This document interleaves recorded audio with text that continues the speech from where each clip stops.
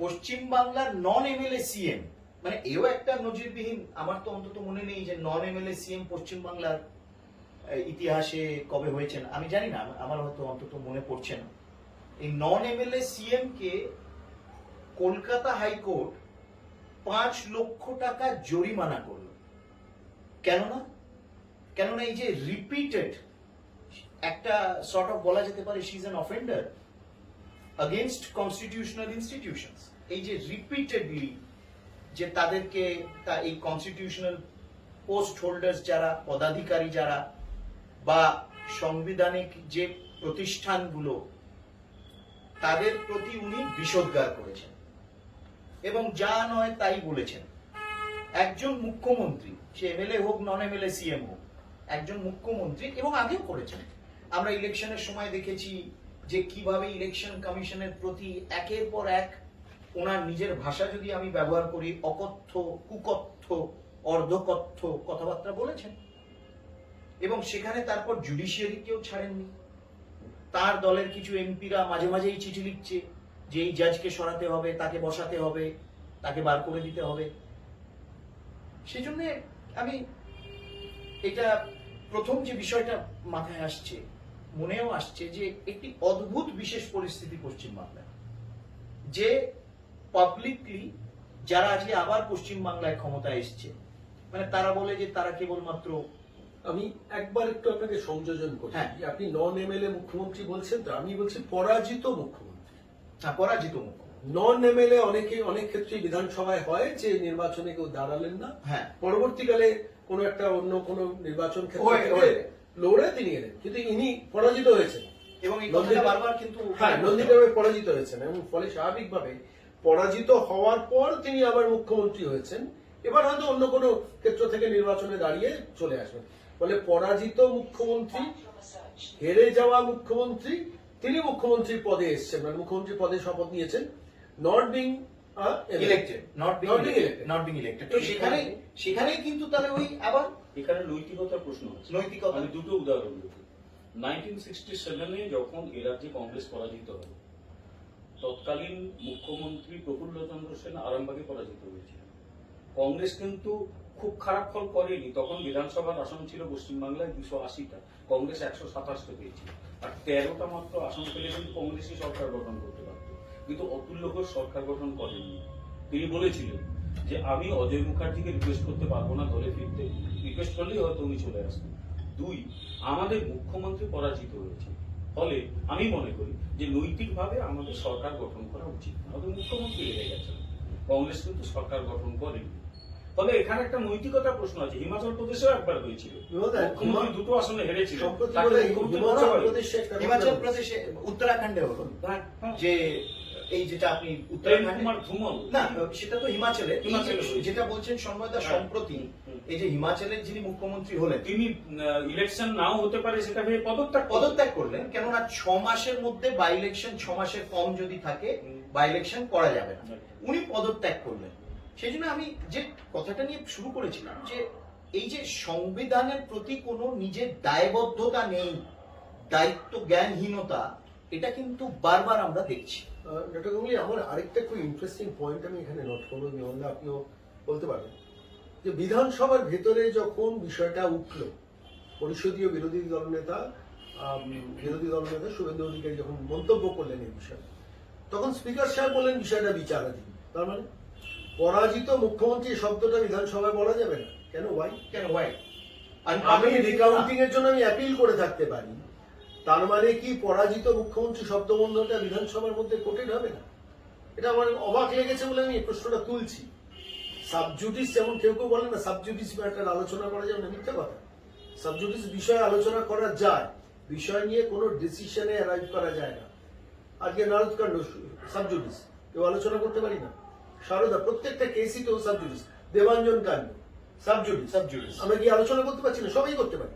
তেমনি মানে বিধানসভার অভ্যন্তরে যখন বিরোধী দলনেতা নিয়ে উল্লেখ করলেন যে একজন পরাজিত মুখ্যমন্ত্রী, পরাজিত বিধায়ক, বিধানসভায় নির্বাচনে দাঁড়িয়ে পরাজিত ব্যক্তি আজকে পশ্চিমবঙ্গের মুখ্যমন্ত্রী, আর তাকে যিনি হারিয়েছেন তিনি বিরোধী দলনেতা, এইটা বলাতেই শাসক পক্ষ থেকে রে করা হলো এবং বিধানসভার স্পিকার সাহেব নাকি বলেছেন, আমরা শুনলাম বাইরে থেকে, যে এটা সাবজুডিস ম্যাটার, এটা নিয়ে কোনো কথা বলা যাবে না। আমার খালি বারবার মনে হয় একটা জায়গা যে ঠিক আছে, আমরা যারা রাজনীতি করি আমাদের একটা জায়গা থাকে, কিন্তু স্পিকারের পোস্টে বসে কেউ এই জাতীয় মানে রাজনৈতিক অ্যাটিচিউড নিতে পারেন এবং এত অদ্ভুত অবান্তর কথাবার্তা বলেন। আজকে যা মুকুল রায়কে পিএসসি করা হলো, বলুন তো, আমি অনেকদিন আগে ব্যাপারটা বলেছিলাম যে মুকুল রায়কে পিএসসি করা হবে মমতা বন্দ্যোপাধ্যায়ের নির্দেশে। এটাতে ওই টিভিতে একটা টক শোতে একজন তৃণমূলের প্রতিনিধি আমাকে তীব্র প্রতিবাদ করে বলেন যে আপনি এ ধরনের কথা, অসংসদীয় কথা বলতে পারেন না স্পিকারের বিরুদ্ধে। কেন না বলতে পারেন না? কারণ স্পিকার সবকিছুর ঊর্ধ্বে। কারণ আপনি শুধু এইটুকু প্রমিস করুন, যে স্পিকার মমতা বন্দ্যোপাধ্যায়ের নির্দেশ ছাড়া কোনো কাজ করবেন। পিএসসি চেয়ারম্যানটা মমতা বন্দ্যোপাধ্যায়ের কথা না শুনে নিজের বিবেচনা অনুযায়ী কাজ করবেন না। তো বলতে অসুবিধাটা কোথায়? স্পিকারকে আমরা সম্মান করবো, মান্যতা দেবো, তাকে ডিনাই করবো না, কিন্তু তার কাজের সমালোচনা করার অধিকার তো আছে। এবং এটাই তো তাহলে অসংসদীয় হলো। এখানেও কিন্তু সেই নৈতিকতার প্রশ্নই আসছে। নৈতিকতা, আমি যেরকম এর আগে বলেছিলাম যে যিনি পরাজিত হয়েছিলেন তিনি যদি বলতেন না আমি পরাজিত হয়েছি, আমি এখন মুখ্যমন্ত্রী হব না, তিনি তার ভাবমূর্তি অনেক উজ্জ্বল করতে পারতেন। সেখানে ক্ষমতাটা বেশি গুরুত্বপূর্ণ হলো তার কাছে। ঠিক সেই রকম দীর্ঘদিন ধরে একটা প্রথা চলে আসছে। প্রথাটা হচ্ছে যে বিরোধী দলের একজনকে তাকে PSC চেয়ারম্যান করা। এবং এটা কেন হয়েছে? এটা কেন্দ্রীয় স্তরেও দেখছি। একদম, এটা কেন্দ্রের লোকসভাতেও তাই। লোকসভাতেও তার তাই। কারণ হচ্ছে যে পিএসসি এমন কতগুলো কাজ করে যে কাজগুলো অনেক সময় তারা মনিটরিং এর কাজটা করে। শাসক দল ঠিকঠাক টাকা খরচ করতে কিনা, বা যে বিভিন্ন সরকারি সংস্থা সেখানে টাকা খরচগুলো ঠিকঠাক হচ্ছে কিনা পিএসসি সেগুলো দেখে। সেখানে একজন বিরোধী দলের নেতাকে পিএসসি চেয়ারম্যান করে এইটুকু দেখা হয়েছে, হ্যাঁ সরকারি কাজকর্ম স্বচ্ছ, সেটা কিন্তু মনিটরিং করছেন একজন বিরোধী দলের নেতা। এখানে সেখানে যাকে নেওয়া হলো তাকে নামে বিরোধী দলের নেতা বলা হচ্ছে, আসলে তিনি গিয়ে জয়েন করলেন, তার নৈতিকতার প্রশ্ন। যিনি নিজে জয়েন করলেন তার নৈতিকতার প্রশ্ন, কারণ তিনি নিজে একজন সিনিয়র পলিটিশিয়ান, তিনি নিজেই বা এই ধরনের পোস্টগুলো নিচ্ছেন কি করে? কেন্দ্রের ক্যাবিনেট মিনিস্টার ছিলেন। তিনি একসময় কেন্দ্রের ক্যাবিনেট মিনিস্টার ছিলেন, তিনি সংসদীয় বিষয় জানেন না তা নয়। এবং তিনি যখন তৃণমূল ছেড়ে বিজেপিতে এসেছিলেন তিনি কিভাবে আক্রমণ করেছেন সেগুলো সব পাবলিক ডোমেইনে রয়েছে। তিনি আবার সেখানে ফিরে গেলেন, সেটা তার নৈতিকতা। অন্যদিকে সরকার নিজের লোককেই যেন বসিয়ে দিল পাবলিক অ্যাকাউন্টস কমিটি চেয়ারম্যান। আপনি বিমল এখানে একটা ছোট্ট জিনিস নোট করুন, খেয়াল করবেন। সম্ভবত 11 তারিখ মুকুল রায় তৃণমূলে জয়েন করেছে। ক্যামেরার সামনে আমরা দেখেছি সে দৃশ্য। মমতা বন্দ্যোপাধ্যায় বললেন যে ও আর বিজেপিটা করতে পারছিল না। মুকুল রায় বললেন যে আমি বিজেপিটা করতে পারছিলাম না, আমি তাই ঘরে ফিরলাম, পুরনো লোকেদের সঙ্গে দেখা সাক্ষাৎ হচ্ছে, প্রকাশ্যে বললেন। Mamata Bandyopadhyay in presence of Mamata Banerjee টিএমসিতে জয়েন করলেন। আর সেই রাজ্যের মুখ্যমন্ত্রী মমতা বন্দ্যোপাধ্যায় বিধানসভায় দাঁড়িয়ে বলেন যে মুকুল তো বিজেপির বিধায়ক। মানে আমি বলছি, মানে ট্রান্সপারেন্সি নয়, আমি বলছি অনেস্টির কথাটা যদি বলতে হয়, নৈতিকতার প্রশ্নটা হয়, যেমন রাজ্যের মুখ্যমন্ত্রী তিনি দাঁড়িয়ে থেকে মুকুল রায়কে তৃণমূলে জয়েন করালেন, আবার বিধানসভায় গিয়ে সেই মমতা বন্দ্যোপাধ্যায় বলছেন এটা আসলে এক ধরনের মানসিকতা যে আমার হাতে ক্ষমতা আছে বলে আমি পলিটিক্যাল সিস্টেমকে, কনস্টিটিউশনকে আমার মতো করে ব্যবহার করবো। 90-এর দশকে মনে আছে বিহারে যখন লালু প্রসাদ যাদবের একচ্ছত্র বাগান, ও রাজ্যসভায় এই 4 ফুট লম্বা একটি লোককে পাঠিয়েছিল যে কি লালু চালিশা লিখেছিল। ও লাফালাফি করতো, যখন ভালো আলোচনা হচ্ছে টেবিলে উপরে উঠে করতো। তো একবার সম্ভবত যিনি সভা পরিচালনা করছেন তিনি বলেছিলেন যে লালুজি কি সংসদীয় ব্যবস্থাকে নিয়ে ছিনিমিনি খেলেন, কারণ তার ক্ষমতা আছে। এখানেও দেখছি হাতে ক্ষমতা আছে বলে গোটা সংসদীয় ব্যবস্থা, সংসদ বা বিভিন্ন সাংবিধানিক প্রতিষ্ঠান সবকিছু আমি ঠিক করে দেবো, কারণ আমার হাতে ক্ষমতা আছে। এই ট্রেন্ডটা ডেঞ্জারাস, বিমলদা লালু প্রসাদ যাদবের কথা মনে করিয়ে দিলেন, কেননা এই রাজ্যের মুখ্যমন্ত্রী তো ওনাকে খুব অ্যাডমায়ার করেন লালু প্রসাদ যাদব। কেউ মাঝে মাঝে বলতো না আমি জেলে থেকেও ইলেকশন জিতিয়ে। আমার একটা জিনিস ডক্টর গাঙ্গুলি মনে হয় মাঝে মাঝে, মানে এই প্রসঙ্গেই বলছি যে বিহারের প্রাক্তন মুখ্যমন্ত্রী লালু প্রসাদ জেলে, আমরা জানি হরিয়ানার প্রাক্তন মুখ্যমন্ত্রী জেলে 10 বছর কাটালেন। আর আমাদের পশ্চিমবঙ্গের শাসন ব্যবস্থা এত পরিচ্ছন্ন যে আমাদের রাজ্যের মুখ্যমন্ত্রী এত অপরাধ নিশ্চিত করার পরও আজকে তার কোনো শাস্তি হচ্ছে না কেন? প্রশ্নটা আমাকে ভাবায় মাঝে মাঝে। আমরা তো হরিয়ানা থেকে এগিয়ে, আমরা তো বিহারের থেকে এগিয়ে, এই ব্যাপারটা পিছিয়ে গেল। কি বলবেন? না, এটা একটা সত্যি প্রশ্ন। বলতে গেলে হয়তো আমাদের অস্বস্তি হবে। আমাদের রাজ্যের মুখ্যমন্ত্রী কখনোই চাইবো না যে তিনি জেলে থাকুন, কিন্তু আমি না চাইবো তৃণমূল কংগ্রেসের যাকে সাধারণ সম্পাদক করেছেন কুণাল ঘোষ, তিনি তো রাজ্যের মুখ্যমন্ত্রীকে জেলে দেখতে চেয়েছেন। এবং প্রকাশ্যে দাঁড়িয়ে বলেছেন যে কথা একবার নয়, বহুবার। বহুবার। এবং তিনি আবার সেই দলেরই এখন মুখপাত্র। না, আমি সেই জন্য যেটা বলছি যে আজকে যদি আমরা এই যে আলোচনাটা যে নিয়ে শুরু করলাম, যে সংবিধানের প্রতি অবমাননা একটা দিক, কিন্তু এই যে সংসদীয় রাজনীতিতে অবশ্য আমরা যদি দেখি যে আজকে একটি কালো দিন, যে কিভাবে পুরো সংসদীয় রাজনীতির প্রেসিডেন্স, যেটা কেন একটা তো প্রেসিডেন্স থাকে, সেই প্রেসিডেন্সের আধারে সরকারও চলে এবং সংসদও চলে, অ্যাসেম্বলিও চলে, সেই প্রেসিডেন্সকে কমপ্লিটলি গুড়িয়ে দিল। এবং যিনি আপনাকে বলেছেন যে স্পিকারের অবমাননা করা, প্রশ্নটা হলো স্পিকার কি তাহলে এখনো রাজনীতির ঊর্ধ্বে যাননি?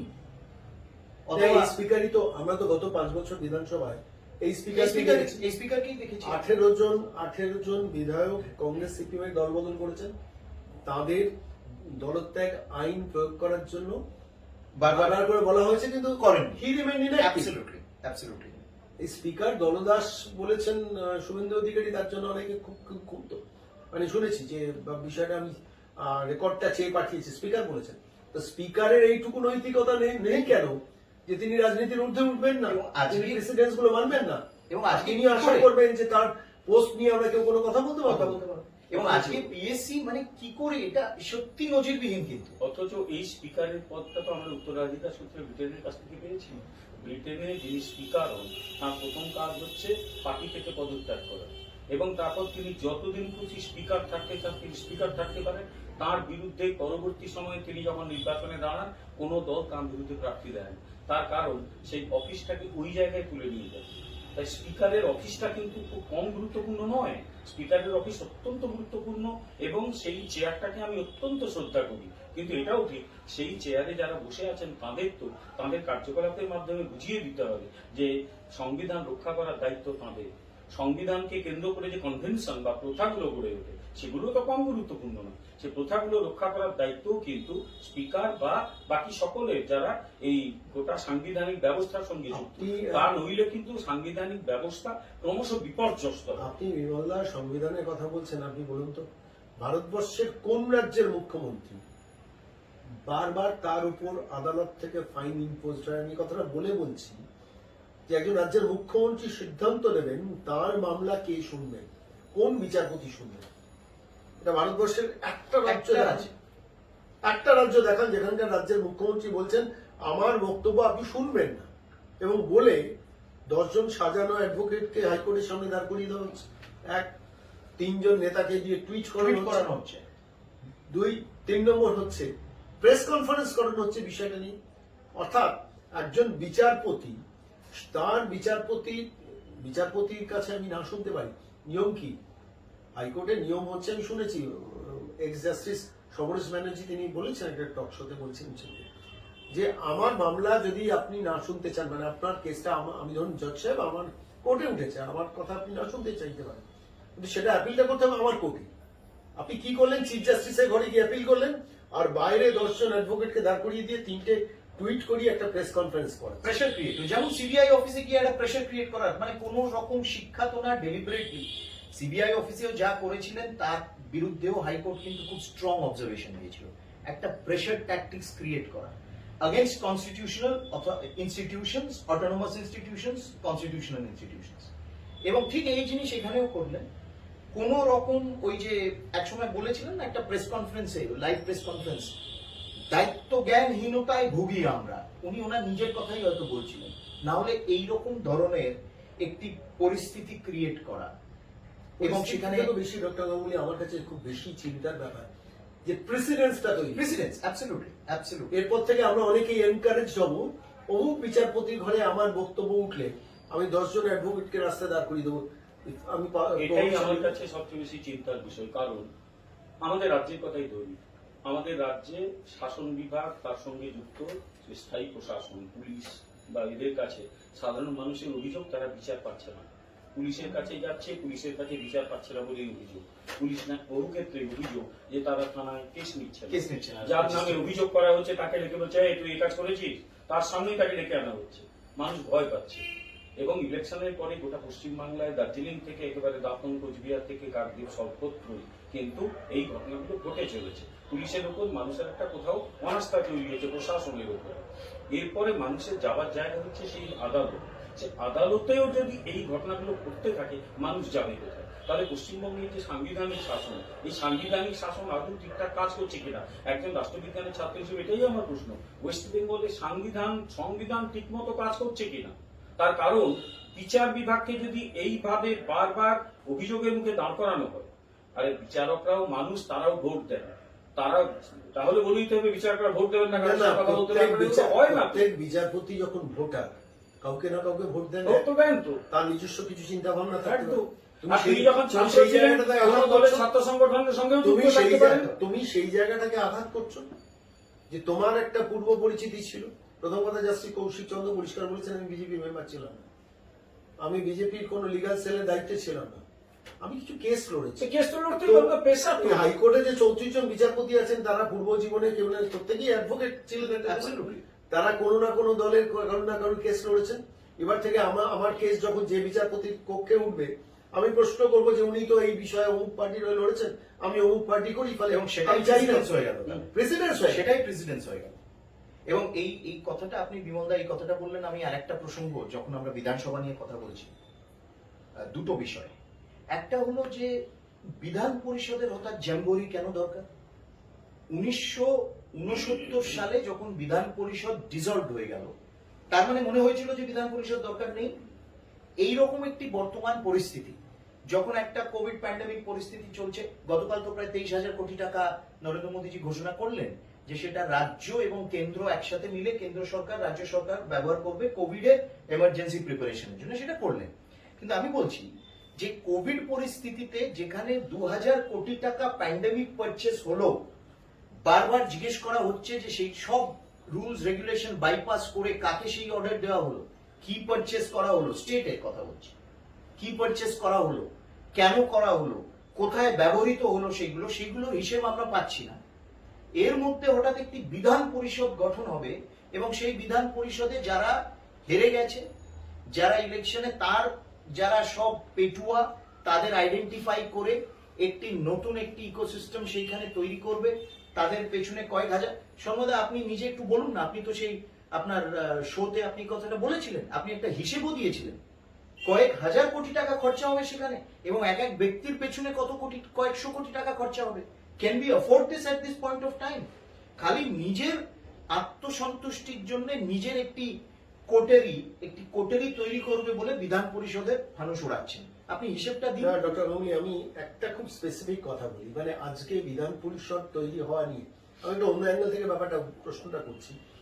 বিধান পরিষদ তৈরি হওয়া এটা বিলাসিতা, সবাই স্বীকার করবেন, যারা পক্ষে বিপক্ষে সবাই স্বীকার করবেন। আসলে বিধান পরিষদকে একটা রিহ্যাবিলিটেশন সেন্টার করছে। এক্স্যাক্টলি মমতা বন্দ্যোপাধ্যায়ের এরকম একটা অভ্যেস আছে যে বিভিন্ন লোককে ওএসডি অ্যাপয়েন্ট করে, বিভিন্ন অফিসে প্রচুর এরকম ওএসডি ছড়িয়ে আছে। সাংবিধানিক ভাবে তাদের কিন্তু কোনো বৈধতা নেই। সন্ময়দা, আমি জাস্ট একটু ইন্টারজেক্ট করছি আরেকটা ইস্যু, এই যে আপনি ওএসডি এবং এই সুপার অ্যানুয়েটেড আমলাদের রিঅ্যাপয়েন্ট করা, আমি তো ডিমান্ড করব এবং আমি সেইটা তৈরি করছি যে এর সিএজি অডিট হওয়া উচিত। সিএজি মাস্ট অডিট না, আমার যে কতগুলো আমলাদেরকে এরকম ভাবে rehabilitate OSD appoint without cabinet approval আমি ওএসডি অ্যাপয়েন্ট করতে পারি? How? হঠাৎ আমি প্রেস কনফারেন্সে বসে একটা খবর পেলাম, আমি অমুককে ওকে করে দাও তো। মাইনে কত? মাসে 2.5 লাখ টাকা। 2.5 লাখ টাকা। আপনি দিচ্ছেন কি পদে দিচ্ছেন? অ্যাডভাইসার টু চিফ মিনিস্টার, তার সিকিউরিটি অ্যাডভাইসার মিস্টার কর পুরকায়স্থ। আমি একটা তথ্য এখানে দিই, মানুষের শোনার জন্য এটা দিই।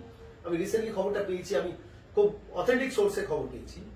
সেটা হচ্ছে, ধরুন আপনি আপনার কর্মজীবনে ডিএ পেতেই পারেন, পাওয়া উচিত, সাংবিধানিকভাবে স্বীকৃত ডিএনএস অ্যালায়েন্স। আপনি সুপারঅ্যানুয়েটেড পিরিয়ডে ডিএ পেতে পারেন। মিস্টার সুরজিৎ কর পুরকায়স্থ 5 লক্ষ টাকা 3 বছরের জন্য ডিএ পেয়েছেন, ডিএনএস অ্যালায়েন্স। ভাবতে পারেন কেউ জানি আমরা কোন বাংলা সংবাদ মাধ্যম আনন্দবাজার বর্তমানে এই সময় এবিপি আনন্দ এই সংবাদটা পরিবেশন করেন? I've got this information from a very reliable source of Rama. তো প্রশ্নটা হচ্ছে, এই কারবারগুলি করে যাচ্ছেন, কেউ প্রশ্ন করার নেই, কেউ অডিট করার নেই, কেউ প্রশ্ন করলে তাকে দাবিয়ে দেওয়ার চেষ্টা হবে। দাবি দেওয়া। এবং আমি বিধান পরিষদের কথা বলতে গিয়ে আমি এতে গেলাম, আমার আরেকটা জিনিস মনে হয় বাংলা সংবাদ মাধ্যম অনেক সেন্ট্রাল ভিস্তা তৈরি হচ্ছে। সেন্ট্রাল ভিস্তা কেন তৈরি হচ্ছে? এই সময় প্যান্ডেমিক সিচুয়েশন, মানুষের হাতে টাকা দেওয়া দরকার, বিলাসিতা। সারা কিন্তু বাংলার বুদ্ধিজীবী কুল, আমি বাংলার বুদ্ধিজীবীদের নাম করে করে বলছি, কৌশিক সেনের মতো বুদ্ধিজীবীরা এখন কিন্তু দেখুন বিধান পরিষদের ব্যাপারে নীরব। মানে ঢুকবেন তো সব, নিজেরাই যাবেন তো। তাহলে ঢুকবেন তো ওখানে সব। আপনি সেন্ট্রাল ভিস্টার কথা বলছেন, সেন্ট্রাল ভিস্টাটা আমি রেখে দিলাম পাশে।